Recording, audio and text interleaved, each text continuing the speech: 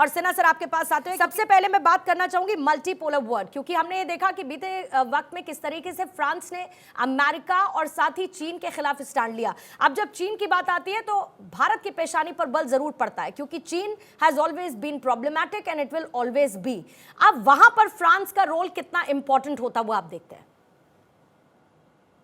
देखिए पूर्णिमा, जो एक कॉन्सेप्ट वाइज देखिए पूरे विश्व के अंदर में जो शक्तियां काम करती हैं, खासकर वेस्ट के अंदर में, जो अमेरिका कहता है वो तो यूनिपोलर वर्ल्ड की बात करता था, फिर वो कहता है स्पेस यदि देना है तो बाइपोलरिटी में जाएं और खेमों में बांट दें, तो दो खेम बढ़ जाए जिसमें एक चाइना को भी स्पेस दे दे, यदि चाइना उतना एग्जर्ट करता है तब तो दो बाइलोट, इसलिए वो रशिया के साथ भी रशिया को उठने नहीं देता है। देखिए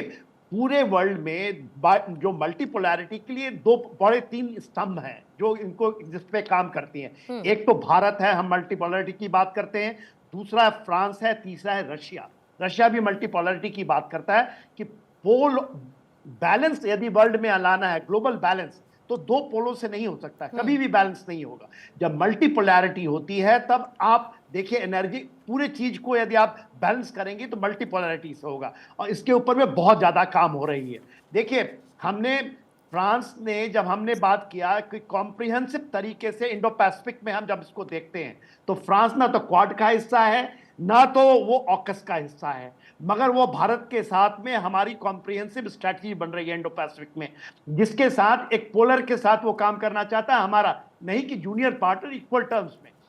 जब हम ट्रांस अटलांटिक एरिया में बात करते हैं, मेडिटेरियन में बात करते हैं, तो इस इलाके में भी फ्रांस ये चाहता है कि इंडिया, जब हमारा G20 के बाद जब हमने बात किया कि हमारा जो इंडिया का और हम बात करते हैं यूरोप का जो कॉरिडोर की हम बात कर रहे हैं, तो उसका एक बहुत बड़ा डेस्टिनेशन फ्रांस भी है, जो कि आपका वेस्ट एशिया से होकर जाएगा, जिसके कारण आज वेस्ट एशिया डिस्टर्ब्ड है। तो उसके लिए फ्रांस बहुत ज्यादा ही इसमें चाहता है कि पूरा, और इसकी देखिए कहाँ फ्रांस के बाद ये कहाँ निकलेगी, ये पूरा का पूरा अमेरिकन कॉन्टिनेंट में जाएगा, चाहे साउथ अमेरिका में जाएगा। तो इन चीजों पर काम हो रही है। जो सबसे बड़ी बात है, देखिए 2015 में हमारा एक क्लाइमेट के समय एक अलायंस हुआ था जिस सोलर अलायंस कहते हैं। आज क्यों ये आए हैं जयपुर के अंदर में, और आपकी रिपोर्टर ने बड़ा अच्छा इसको कवर किया। देखिए जंतर मंतर में जाने का क्या तुक रखता है, तो वहां पर जो सूरज की जो एनर्जी है, अल्टरनेट एनर्जी की हम जब बात कर रहे हैं, जिसमें दो चीज है, एक न्यूक्लियर है, जो क्योंकि सिविल न्यूक्लियर एनर्जी के लिए जो 6 यूरोपियन प्रेशराइज्ड पावर प्लांट जो जयपुर महाराष्ट्र में है, उसके ऊपर में फ्रांस का कोलैबोरेशन है, जो कि पूरा हम चाहते हैं कि एक न्यूक्लियर और दूसरा सोलर। तो सोलर पावर अलायंसेस 2015 में बना था, और जयपुर के पास में जितनी भी सोलर फार्मिंग है, जिन्होंने शायद उन्होंने एयर से उसका सर्वेक्षण उसका किया होगा, देखा होगा, और खास करके जंतर मंतर के अंदर में सूर्य की इंपॉर्टेंस के ऊपर में भारत और फ्रांस बहुत बड़ा बिल्कुल, और एक तरीके का रिसर्च सेंटर है सर, जंतर मंतर एक तरीके का रिसर्च सेंटर, वेधशाला आप उसको कह सकते हैं, क्योंकि 1734 में बना, और उस वक्त भी सोचिए कि हम कितना आगे की सोचते थे जिस तरीके से हमने उसको बनाया। हवा के आधार पर बारिश, मौसम की भविष्यवाणी करने वाला एक बड़ी सी सूर्य घड़ी वहां पर बनी हुई है, और सबसे बड़े पत्थर से कितनी खूबसूरत वो नजर आती है, और जाहिर है उसकी इंपॉर्टेंस जो आपने भी जिसका जिक्र किया वो भी वहां पर है। लेकिन विनोद शुक्ला सर, एक और इंपॉर्टेंट बात यहाँ पर, अभी हम इंडो पैसिफिक क्षेत्र की बात कर रहे हैं, और इंडो पैसिफिक क्षेत्र में मैंने इससे पहले चीन का जिक्र किया, वो हमारे लिए चैलेंजिंग है और वो वहां पर अपनी मजबूती दिखाते हैं। लेकिन क्या फ्रांस के लिए प्लस ये है कि उसकी इनडायरेक्ट एंट्री हो सकती है इंडो पैसिफिक इलाके में राफेल जेट्स के थ्रू, जिनको इस्तेमाल करते हुए भारत इंडो पैसिफिक में अपनी मजबूती के साथ बना रहना चाहता है, ताकि चीन की दिक्कतों को कुछ कम किया जा सके। नहीं, देखिए इंडो पैसिफिक रीजन में हमको मजबूत होना है। मजबूत होने का सबसे बड़ा तरीका ये है कि हम सामरिक दृष्टि से मजबूत रहें। सामरिक दृष्टि से मजबूत होने का जो दो तरीका है, जैसा मैंने अपने पहली उसमें बोला था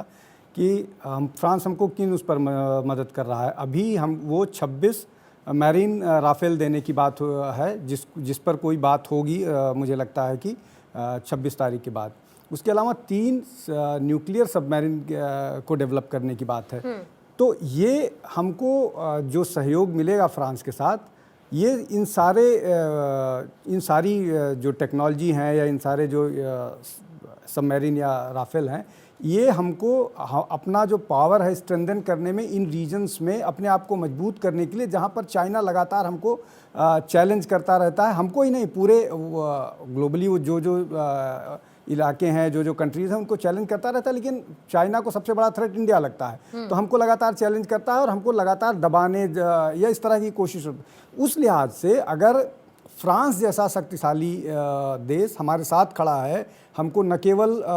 डिफेंस इक्विपमेंट्स दे रहा है, टेक्नोलॉजी दे रहा है, मॉरल सपोर्ट दे रहा है, स्ट्रेटजिक सपोर्ट की बात कर रहा है, हमको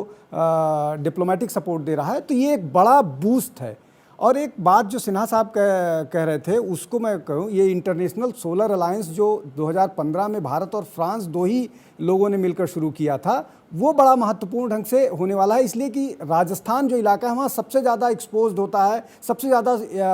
सूरज की रोशनी को हम इस्तेमाल कर पाते हैं। तो ये एक बड़ा वो है, लेकिन ये एक एडेड एडवांटेज है जिस पर बात होगी। लेकिन जो पैसिफिक वाला मामला है ना, उसमें हमको हर तरह के सपोर्ट जरूरत है। उसमें फ्रांस के साथ हमारे साथ ऑस्ट्रेलिया भी है, यूएस भी है, बाकी और है, लेकिन वो सबको थ्रेट चाइना से ही है। इसको मैं एक छोटी सी बात करके कंक्लूड करूंगा। जो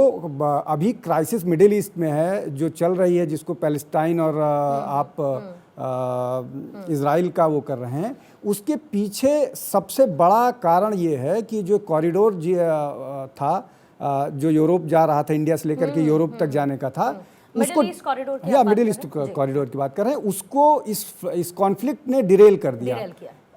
और उस डिरेलमेंट के पीछे चाइना की बड़ी भूमिका है। अगर आप उसको इन डेप्थ में जा कर के उसको जानने की कोशिश कीजिएगा, तो ये जो हमास के लोग थे, जिन लोगों ने अटैक किया था, उनको न केवल इंटेलिजेंस के नाम पर कि वो जो आयरन डोम है उसको कैसे डैमेज करें या कैसे उसको बेकार, मतलब इनइफेक्टिव करें, प्लस जो छोटे छोटे रॉकेट्स जो अचानक 5000 6000 फायर किए गए, वो हमास का इतना स्ट्रेंथ नहीं था, उसमें डायरेक्टली इनडायरेक्टली चाइना की बड़ी भूमिका है। तो ये जो काम हुआ है, जो एक बड़ा प्रोजेक्ट कॉरिडोर वाला था, उसको हॉल्ट करने में डायरेक्टली या इनडायरेक्टली चाइना कामयाब। शैलेंद्र देवलंकर जी, इस पर आपका टेक, ये जो कॉरिडोर अभी जो इफेक्ट होता हुआ नजर आ रहा है, और क्योंकि मैंने इंडो पैसिफिक रीजन की खास तौर पर बात की, घूम फिर के जब भी हम बात करते हैं तो चीन का जिक्र जरूर आता है। 2021 में जब एक ग्रुप बनता है जिसमें शामिल रहते हैं बाकी देश, अमेरिका, ब्रिटेन, ऑस्ट्रेलिया, फ्रांस भी बनने का इच्छुक था, लेकिन लास्ट मिनट पे नहीं हुआ। उसको लेकर फ्रांस ने अपनी नाराजगी भी जाहिर की थी, ये भी कहा था कि पीठ में हमारे छुरा घोंप दिया। तो कहीं ना कहीं फ्रांस की इच्छा तो है कि इस ग्रुप का पार्ट बने और उसके लिए बेनिफिशियल है। देखिएगा, भारत और फ्रांस में जिसको हम कन्वर्जेंस ऑफ इंटरेस्ट कहते हैं, ऐसे कुछ एरियाज है। जैसे एरियाज हमने डिफेंस की बात की, न्यूक्लियर एनर्जी की बात की, वैसे टेररिज्म का इशू है, और वैसे भी इंडो पैसिफिक। अब फ्रांस का वैसे इंडो पैसिफिक में क्या रोल आता है?